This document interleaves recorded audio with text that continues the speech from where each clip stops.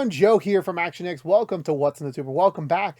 If this is your sixth The Rookie episode review for season 7, hope you're doing well. Hope you're staying safe out there in the big old world. So finally, I have gotten my side shaved. I am free as a bird. My partner does not like it because she normally likes me with longer hairs, like how it was last week. But waking up every morning, needing like at least 5 minutes to do my hair was becoming a little bit too tedious for me.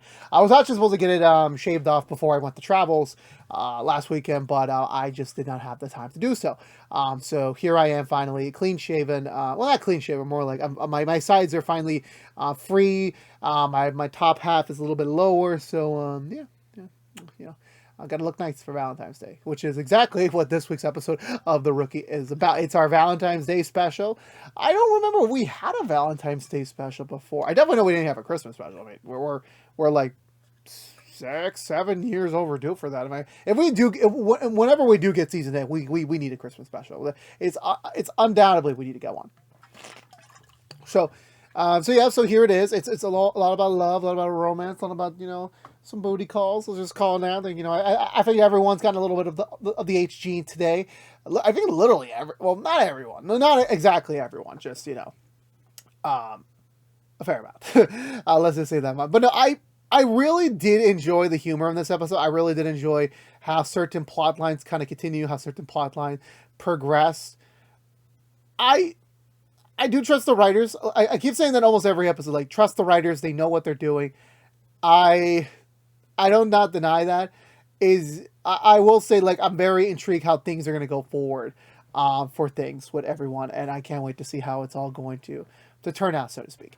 And this episode was very fun on certain fronts, very, very dramatic on others. And honestly, for Valentine's Day special, I think it did the job correctly.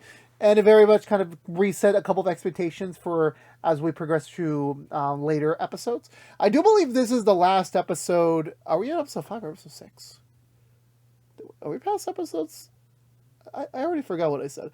I forgot. I'm trying to remember right now. I believe this is the 6th episode. So next week, we are transitioning back to a 9 o'clock time slot because High Potential, which was its predecessor, is no longer on the air. It just concluded its first season. Congratulations to that team over there, to the star as well. She has been I feel like she's like the Always Sunny, like of that cast. She's like struggles to find really a show or a project afterwards she can really sink her teeth into. That I think everyone else is doing other things, trying to keep themselves occupied when that show's on on hiatus, but this is her show. And I think that I haven't seen the show yet. It's not on my radar, but if it does continue, I do look forward to watching it down the road. But it's not something that I'm interested in right now. I already got my own cop show right here to review, so I don't need another one. So we are moving back to that time slot next week, which is freaking great, because normally by the time I wrap these up, it's already like 12:30, 1 o'clock, and I've been like a little bit lucky that like my work schedule kind of works around it, so I can stay up a little late tonight, do the review for y'all, and then go on my merry way on time for work.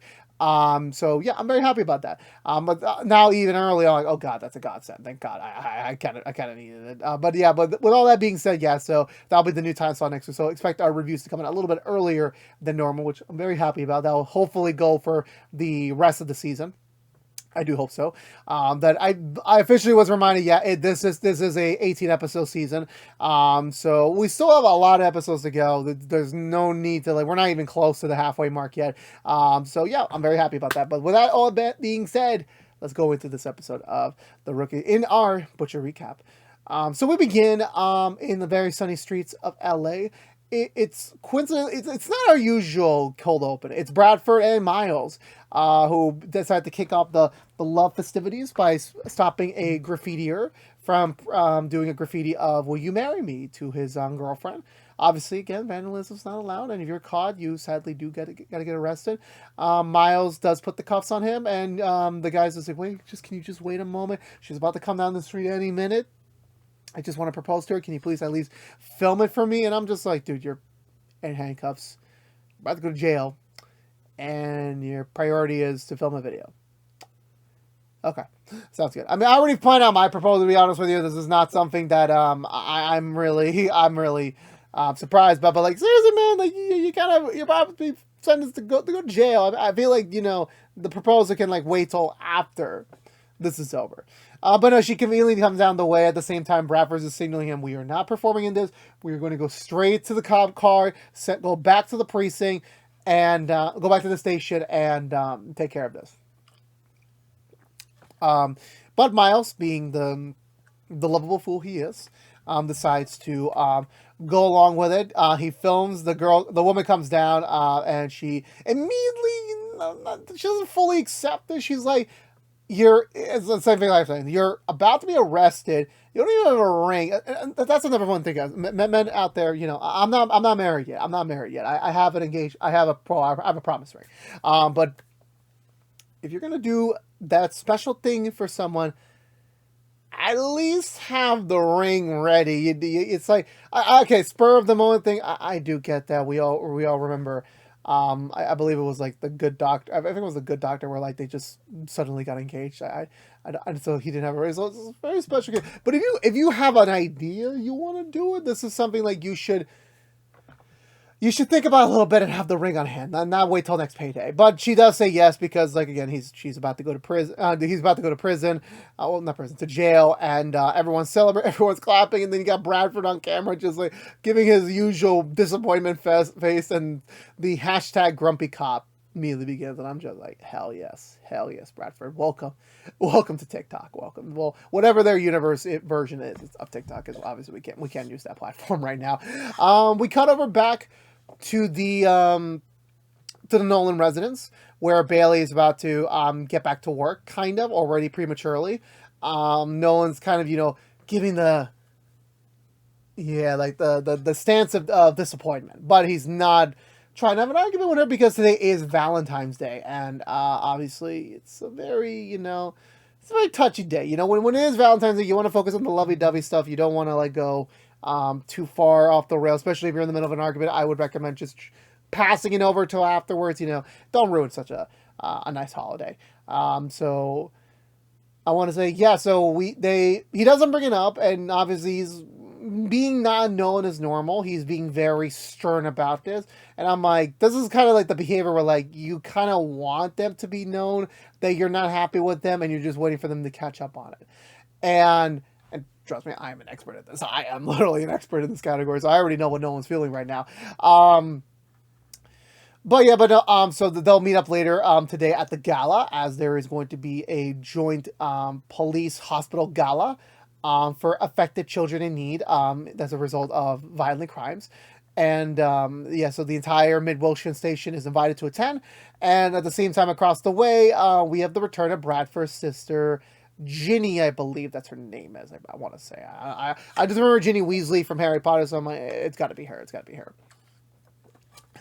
She comes bearing donuts and coffee because she wants to ask a favor to Bradford, that she is ready to get back out there after her divorce is finalized, to start dating again, to start seeing what else she can do for a follow-up marriage or dating or whatever the case might be. She's ready for it, and she thinks a very welcoming place to go is at the Gala, where potentially many single officers could be. And even though at first Bradford's like, I don't want to get into this, I really, really don't.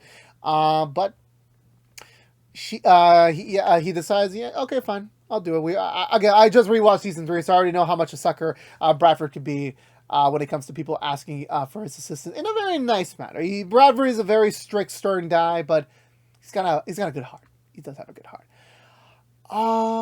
Where do we go from there? Do we cut back to the station?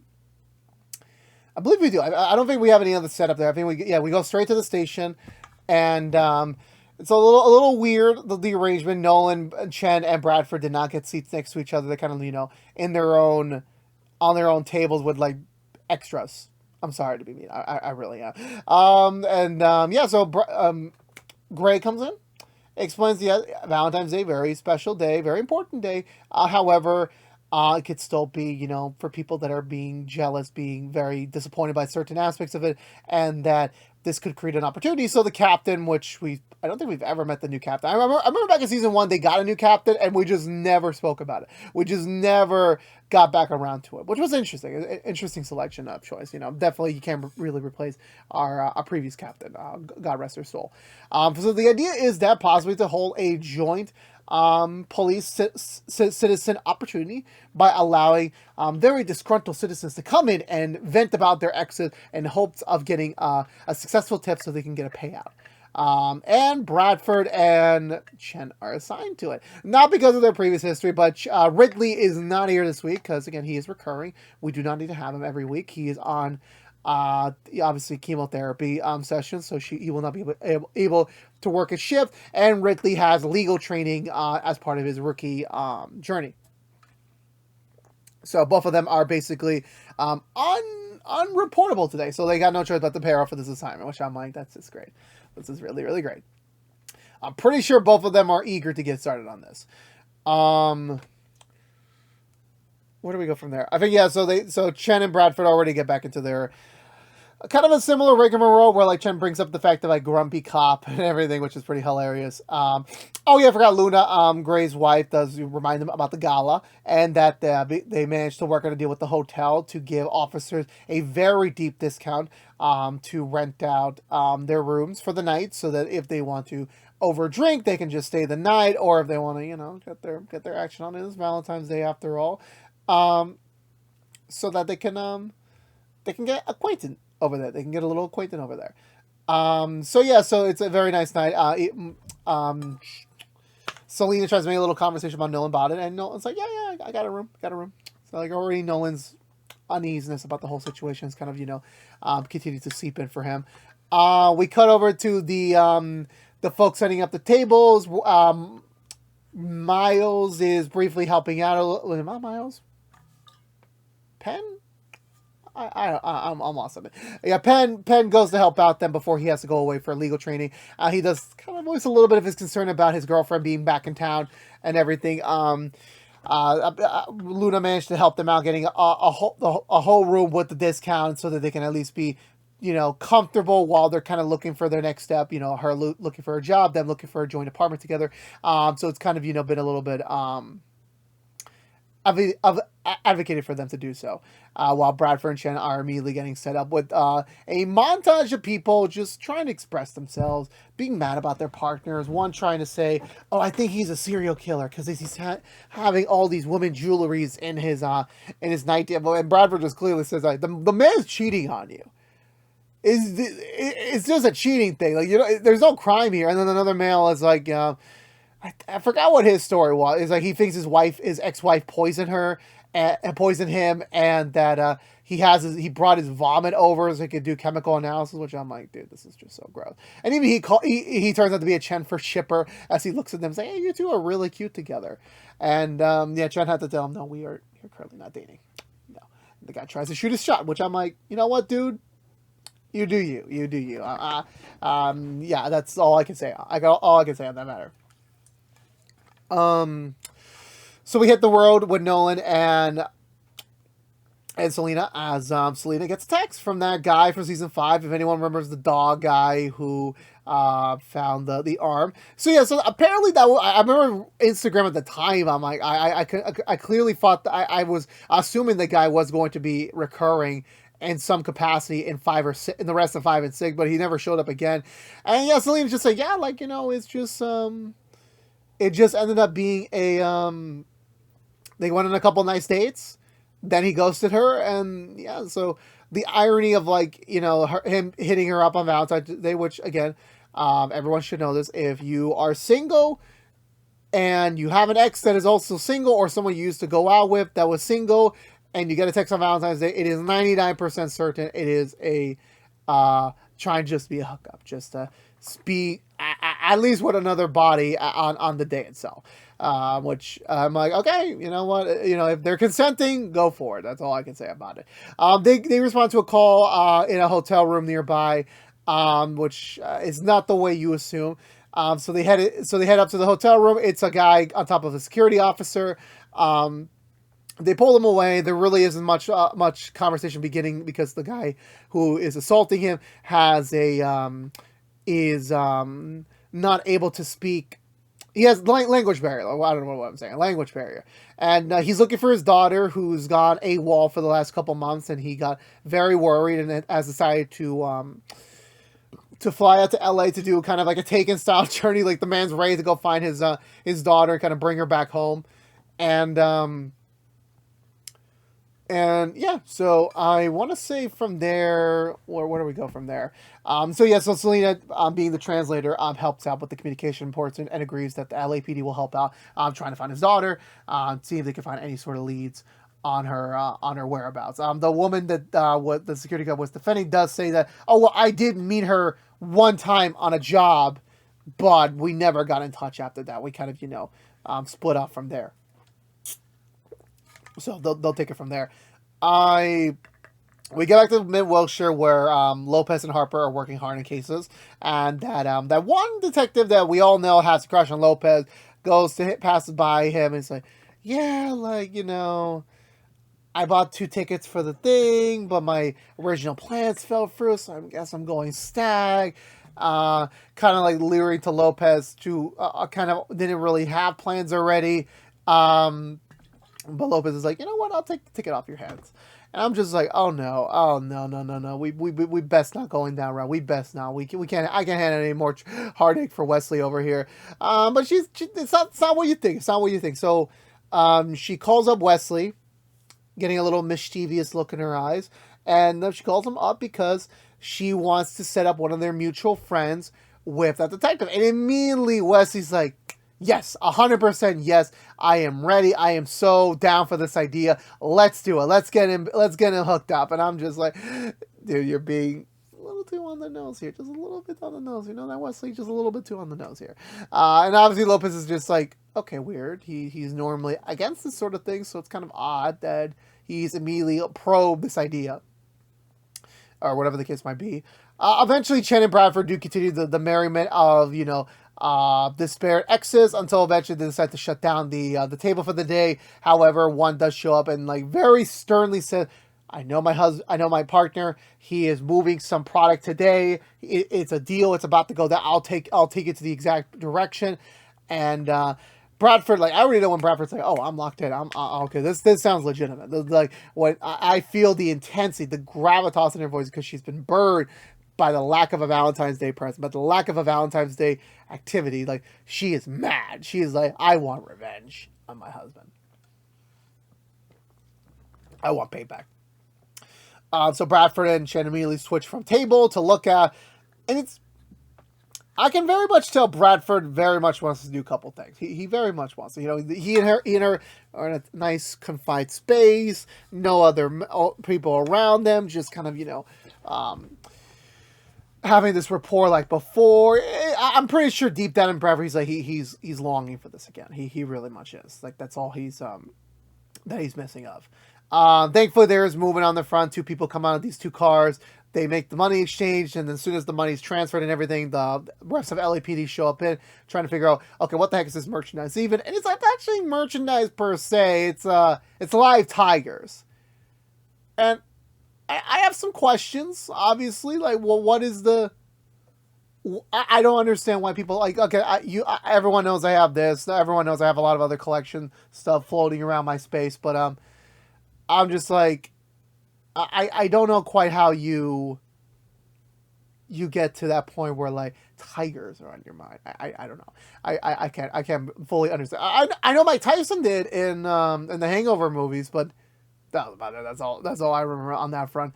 I think we go to, where do we go from there? I want to say, yeah. So they arrest him. They bring him back to the station, and he does admit like, oh shit, I didn't even know I pissed her off like that. I was planning on making the deal. I was planning on taking the money and spoiling her tonight. That was the plan. I had no idea I pissed her off to the point where like she actually ratted me out to the cops. And Bradford, being a little bit more on the mischievous side for himself, decides to like, well, if you have anything on your wife, we could definitely lower the charges, quid pro quo. And Chen's looking at him like, like, come on, like that, okay, fine. He did a wrong thing, but like, come on, she had a verbal right to like, expect something from her husband at the start of Valentine's Day. And again, this is like kind of where the discourse between them kind of intensifies just a tad bit. But the man's like, okay, well, I do know some stuff on her, but I don't want to be petty. I want her to be fine, so I'm not going to snitch on her. I'll do my time. And it's like, okay, good. Everyone wins, kind of. So we continue onwards. They get a little bit update on the missing girl. She did have a phone in a specific hotel apartment complex, and but there hasn't been much progress on that for 2 months. It went dead, radio silent, no real update on that. So they decided to go and do the I think they were gonna do the traditional knock on every door approach, but it's such a massive building. I'm like, oh, well, I've been that like before. I haven't seen that building, to be honest with you, on my personal front, but just like, yeah, they would have gone up and down. They talked to the hop, but he can't really disclose much information about that, considering the sensibility of some of their tenants. And then immediately Nolan and Juarez noticed these two very bulky, very suspiciously off individuals going to an elevator. They have probable cause already to be there. They decide to follow them, and the probable cause chain continues. Once they get to the penthouse, Nolan immediately asserts his authority. Not in a bad way, but more like just trying to, like, he's not taking much bullshit today. He really is not. So they canvass the whole apartment. Nothing really seems out of place except for the one particular room that is very feminine based, and it's just like in shambles. Not really, it was like a very much of a rush to get out of there. Nolan confronts the owner about it. He does admit, I have a daughter. She's messy. She just left last night. Nothing off really here. Nolan wants to press for a little bit more information, but he decides, no, not going to happen. So, yeah. So I believe from there, I want to say, yeah, so they end off their case there. There really isn't much they could do right now. They could just, hold that one of their contacts, eventually calls them back. But until then, I believe we go straight to the gala. I do believe so. So yeah, everyone's kind of, coming together. It's been a while since everyone in the cast, well, except for Ridley now, has been in the same rooms. It's very rare. Everyone's kind of, shocked off into different corners. First, I believe we have, obviously we have Gray and Luna kind of just, doing their thing. Nolan's already there. Sans, damn, I forgot his wife's name. Damn it. Bailey, Sans Bailey, just talking a little bit about the case. They don't really have anything. They contacted the feds team over to see if they can help out with the case, which they're already providing assistance towards, and hopefully they can bring something there up to the matters. I want to say Harper and I already forgot her husband's name again. And James are there with a fellow friend of James and her husband, who works at the community center as well. Lopez, Wesley, and their friend come in, and immediately Wes is just like, "Oh yeah, let's go meet him. Let's go meet the guy. Let's go meet maybe your future husband." And I'm just like, Wesley, gotta chill a little bit. You gotta chill. You might get what you want. Just chill, my boy. Just chill. Bradford shows up with his sister. Immediately, Chen recognizes her again. They meet up. They catch up after so long. Juarez is there as well. Obviously, originally it was supposed to be Selena and Chen just doing like a Valentine's thing together, but Selena contacted the guy, inviting him as her +1 for the event. And with the prospect that they might be getting it on later. We'll come back to that in a little bit. And so very nice, sweet catch up between Chen and Ginny, just trying to catch up a little bit about what she's doing there. Immediately, Bradford takes the cue, like, okay, I'm gonna go to the bar, just drink my sorrows away on this night. As everyone starts kind of coming together. I know. Did we get to the auction yet? We did not get to the auction yet. I think that's afterwards. That's afterwards. Actually, I'm flipping them around. So we see everyone kind of, doing their own thing. I know Selena has a one-on-one conversation with, her guy. He does apologize. He was very, very attracted to her, but it was, he was kind of scared of commitment, that he wasn't ready for that. But now he is, and he was willing to kind of reach out on today to see if Selena was down for it. And she's like, well, I just assumed this was going to be a hookup. And he's like, "Oh, I'm down for that too, if you want to." And I'm just like, "My dude is just like, he's shifty. He's ready for I'm ready for love and life." And then he's also ready for like, "I'm ready for lust and one night." And I'm like, "Oh, I'm just like, dude, you gotta learn a couple more things first." Um, the auction begins. Well, not yet. Actually, no. There's where Lopez, Wesley, the detective, and their friend are vibing pretty well off each other, and Wesley's just super eager. He's just like ready to like fully be communicative, and just ready to like get these two officially a couple, and even like taking begrudgingly orders of like taking people's orders for free, and I'm just like, dude, you're. I think that your return on investment might be exactly what you'd be expecting. Luna kickstarts the auction. Gray is very eager for this night to be over, so he and Luna can get back to the hotel room and enjoy some TLC together. And he accidentally kind of comments a little bit negatory on the night, which he manages to recover from. Bailey shows up immediately. Her and Nolan are kind of ready to take on the night, but however, Nolan's stiffness about everything going on with her has kind of affected them. So he takes her outside. Well, she takes him outside. She's like, "I know you too well. I know when something's up. Can you just talk about it?" And Nolan's like, "I don't think you really want to talk about it tonight of all nights." And imagine Nolan's push. He's like, "I know about the phone. I know about your connection to Maduro. I know everything." And obviously, at first, Bailey's just like shocked that he found out, and obviously, questioning how they found out. And like, well, again, it's only a matter of time before he would have found out.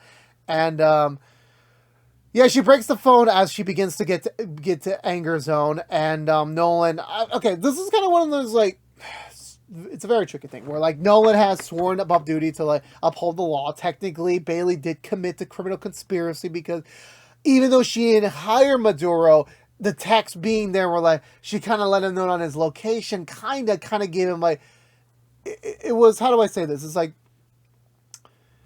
Maduro wouldn't have known to look in those places, and then eventually led to Jason's death had Bailey not texted him about it.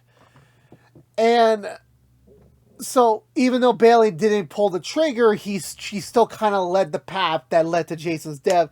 And again, no one's a cop, so like he's kind of have to like take this seriously, even if it's his own wife. And Bailey, I guess she doesn't see the job aspect of it. She just assumed like of everything Jason put me through, of what you saved me from, that okay, it was a moment of weakness, okay, but like the fact is like he kind of deserved it, And again, Bailey not being in law enforcement, she's like just on the outskirts of it. That she would have had hope Nolan, if he had found out, to be understanding that about this, kind of put aside his job for a second, and sadly Nolan could not. And so Bailey gets mad, and he's like, "I think I'm going to go home tonight, and I'm going to go by myself, so I think you should." Yeah, that's about it. So yeah, so she leaves in a huff, and then so we get back to the gala. Couple of things happen. I know that front. I want to say, I forget exactly where we go. There's so many directions. I'll just go in like what I remember. Nolan leaves down his key. Juarez is in the middle of a makeout session. Jeannie does not really get anywhere with the single cops because once she mentions that she's Bradford's sister, she's like, "Oh no! I do not want to be involved anywhere close to Bradford." And I'm just like, I guess people will just be scared of Bradford, which I'm like, yeah, that's totally true. They're very much totally true. And she was actually proposing her, Selena, and Chen to spin off into their own girls' night thing to kind of salvage the rest of the night. But Chen has an early shift, and Selena's probably going to get late tonight. So it's probably like that's just the directions that Chen's just probably just going to go back straight home and just, not again. Then like some yelling occurs. It turns out to be the old man from the dad from earlier. He's kind of like, not pleased the fact that most of the cops that said would be working on his case is here having a party while his daughter is, possibly hurt, possibly taken, possibly in danger. And obviously everyone has to calm him down, saying that, look, we have people even working right now, working to get your daughter in safe. We are working hard. Just, you got to be patient. This was just something that was in the books beforehand. But the man doesn't understand. He's just like, no one wants to help me. No one's really caring about my situation. But yeah. I want to say, yeah, Lopez, Wesley reunite with Harper and James. They're ready to call it a night. They're ready to all kick back into their hotel rooms and enjoy a nice, comfortable sleep night. But Wesley, once again, my dude, you are a wingman. Just kind of being too hard about it. Donates his and Lopez's room to him so he can get it on with their friend. And Lopez is originally like, well, come on, like, like it's okay to be nice, but to give up our whole hotel room, like that's just kind of like going a little bit above and beyond. But like even Wesley's argument, kind of like Harper has to back him up on it. Like, yeah, well, technically you did kind of push for it, so it's kind of got you there. So they head out, and there's a little commotion at the bar where Harper and James's friend and her husband are getting into each other. He's over drinking. He's getting loud. Bradford interjects to try and like see to defuse the situation. The man throws a swing at Bradford, and then Bradford immediately counters him by taking him down, arresting him for assaulting an officer, even if he's off duty or not. And he will be spending the night sleeping off his alcohol intoxication.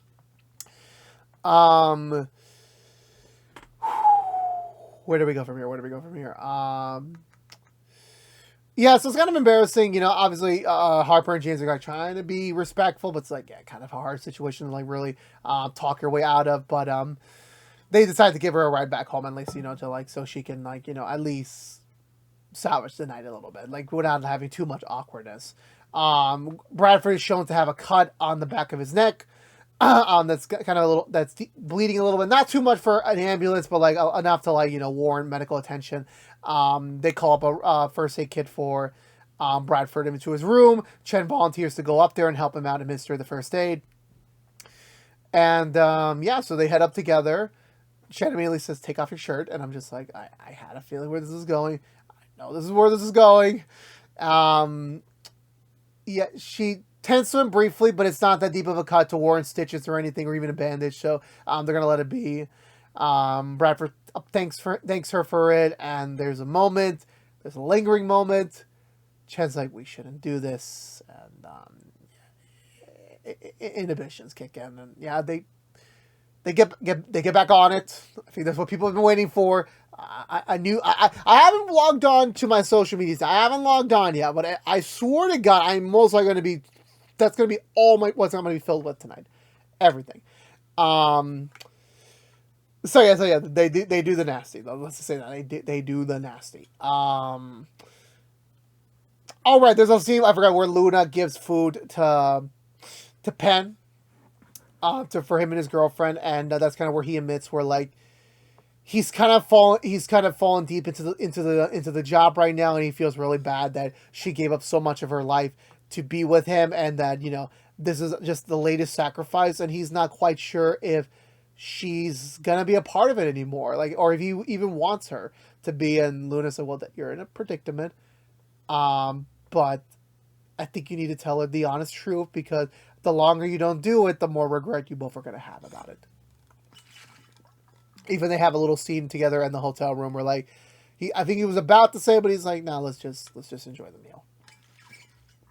So we cut to the next morning after Lucy and Bradford hooked up. Yeah, they're very much like she was trying to do like the sneaky getaway, but Bradford woke up and she's like, typical 5 a.m. wake up call. Why am I not surprised by this? And it seems like they want to be part of the larger conversation. Like, can we really just talk about this? But immediately she's just like, well, it's just Valentine sex with exes. Nothing more. We could just kind of go back to where things were before. And I feel like Bradford was hurt a little bit, but he wanted to say something more. And I think Chen also wanted to say something more. It's just like these two, you gotta talk. You gotta like, okay, I'm still, my whole base thing is like, yeah, Bradford broke up with her because he didn't feel like he's worthy, but he's still pining for her, which I'm like, we need like an emotional update with Bradford, because like I can't really defend this anymore. Like the two of y'all like hooked up, and okay, they weren't sober, but they weren't full on drunk. They were cognizant of their actions, but like, you two gotta have this conversation. You gotta either like try and get back together, or like I really don't know. I really do not know anymore. But yeah, so like, there were moments where like Bradford wanted to say more, Chen wanted to say more, but it did not happen. So they part ways there for the day. Nolan does return back home, already sleeping in the guest room in the meantime. Bailey's giving him the silent treatment, and Bailey is ready to go back to normal once Nolan apologizes, even though Nolan said, but you're the one who did the criminal activity, so why would I be apologizing? Which I'm like, sometimes Nolan just gotta take the L. But yeah, no, so Huar shows up, immediately diffuses the situation, but Bailey's has got no time for comfort, so she immediately leaves.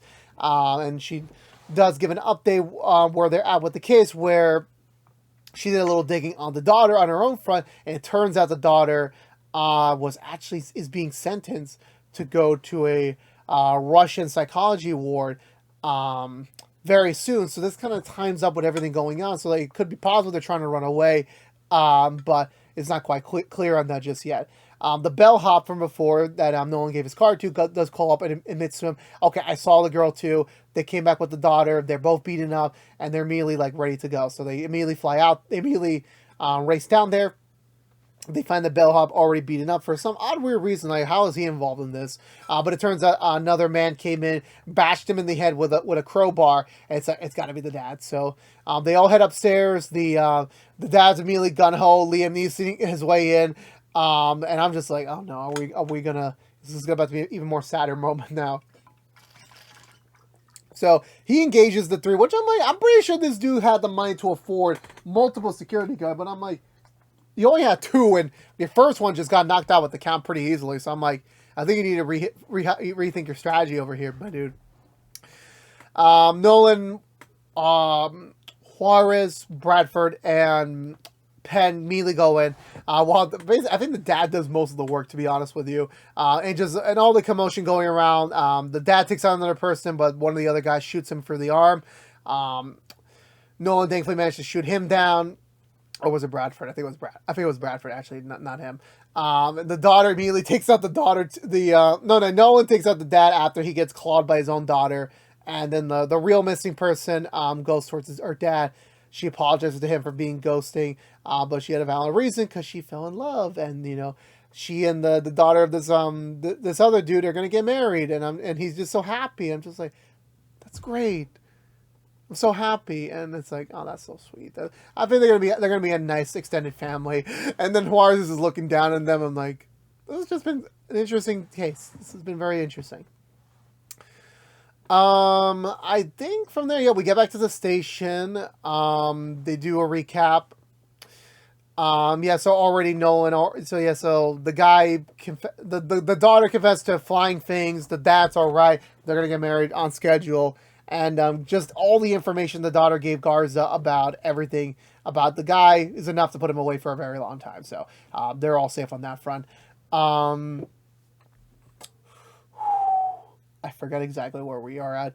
I know there's another Bradford moment, but I just completely forgot about it.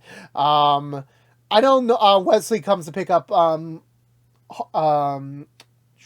it. Look, I'm really bad with names today. I really don't know why. Lopez to pick her up, and Lopez is doing a lot of more wrap-up work right now before she can go home.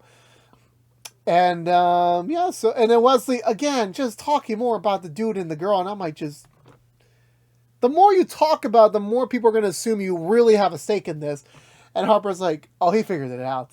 And Lopez is like, oh, okay, yeah, I knew he had a crush on me, which I'm like, I shouldn't be surprised. This is Lopez we're talking about.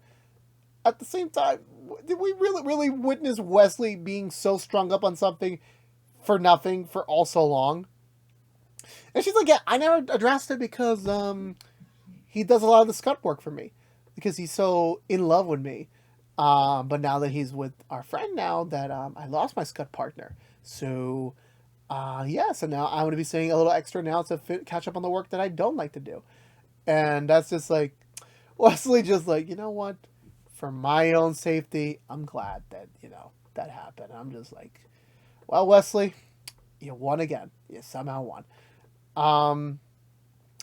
We do get a scene between Shen and Bradford in the elevator. They head down together. They acknowledge their hookup again. They don't regret it, but they can't do it again. Mainly because, at least right now is because they're in the same chain of custody. It just creates a conflict of interest at the moment, and I think it would be best for them not to still pursue anything. But again, there's still some lingering tension between them.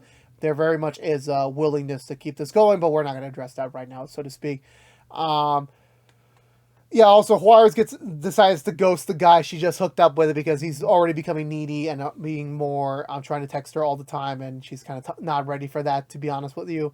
While Nolan's is like, yeah, I don't even know where my marriage is at right now.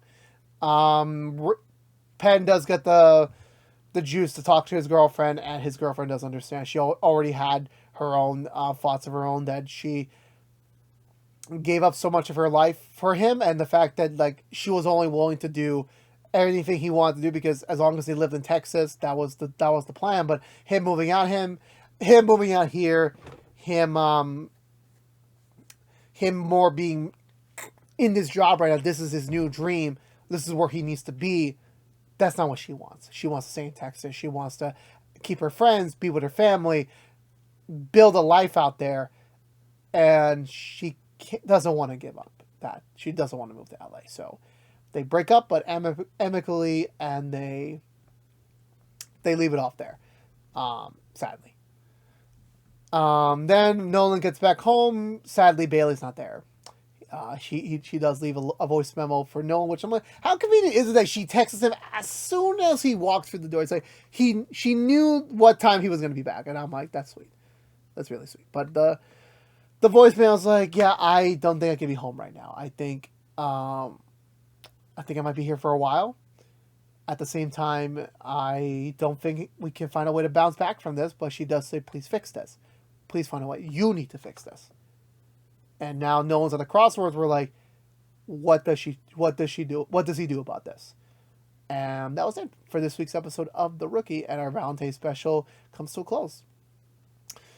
For me, I did enjoy this episode a lot. I think everyone had some fun to play with here, some dramatic moments to play here. Like I said before, I think Nolan and Bailey kind of still really in from like Jason's death in a different way. Was smart. Like there was no grieving. There was no like thinking. We kind of already saw that with Nolan's mom's passing a couple seasons ago. So here being like Nolan not agreeing with Bailey's actions, but also kind of like not really seeing the full transparency of their vows. It's like it's kind of creating this now rift between them where like, can they survive? Can they really get past this? To be honest with you, because they do work well together. But like again, these are two people with their own moral standings. That like, how do they get past this? How do they? Chen and Bradford getting back together in terms of a hookup. Yeah, I know people want them to come back together. I'm still gonna say trust the writers, but just like, yeah, no, like these two, like they need to have a conversation. They really, really do. It's like it's palpable to how much is still left in the air about them, and they really do need to address that. Eventually, going into like later episodes, they got to talk about this at some point. They really, really do. And kudos to Penn for standing up. I am slowly starting to respect more and more the character. Great, Selena got a little bit of action. She hasn't really gotten much. We haven't really delved much into her romantic life as of yet. I mean, her only recent action was an accidental kiss from Aaron, so it was nice for her to like get a little something, but also being kind of reeling in from the decision making process of that. But yeah, no, and what concluding Wesley and Lopez like that was like. I wasn't a big fan of it. I'm very happy because like these two do work well together, and I didn't want them to break up, so to speak, over this. But like this being resolved like that, which I'm like, you know what? I can breathe a little easier tonight. I can breathe a little easier. But with that all being said, I thought this was a really great Valentine's Day episode. I really did enjoy it, and I can't wait to see how Nolan's gonna get out of this, and how does Chen and Bradford work from here. I can't wait to see how that's going to transpire next week. But for now, that's going to do it for me. I'm going to give this episode 2 thumbs up. Let me know down below what you think of this week's episode of The Rookie. I would love to hear your thoughts down below. As always, I would love to have a conversation with you about it. But I believe that's going to do it for me today, everyone. So if you're unaware, this has been What's the Two from ActionX, reviewing every episode in the 7th season of The Rookie. If you want to know what we're doing normally, What's the Two, besides our rookie episode reviews. On Thursdays, we do our Madlock episode reviews each and every week after brand episodes on CBS. So stay tuned for that. Next week, we are back into the Reacher universe with season 3. So stay tuned for that as well. And then the following week after that, we are following Stephen Amell's next chapter in his TV conquest in Suits LA. So lots to come, lots to do, and there will be another After the Theater episode at some point later this month. But however, if you don't care about The Rookie, you're in luck. We'll be back next week with another brand new episode review a little bit earlier. Remember, we are moving from 10 o'clock to 9 o'clock next week, so please get yourselves ready for all that fun, and to really dive deep into an earlier time slot, which I'm very thankful for. But again, thank you so much for watching. Please subscribe if you haven't yet. Like, favorite, share if you want to. Ring that bell and follow us on social media. But until we see each other again, thank you so much for watching. Please stay safe out there. Be good to each other. And as always, peace out.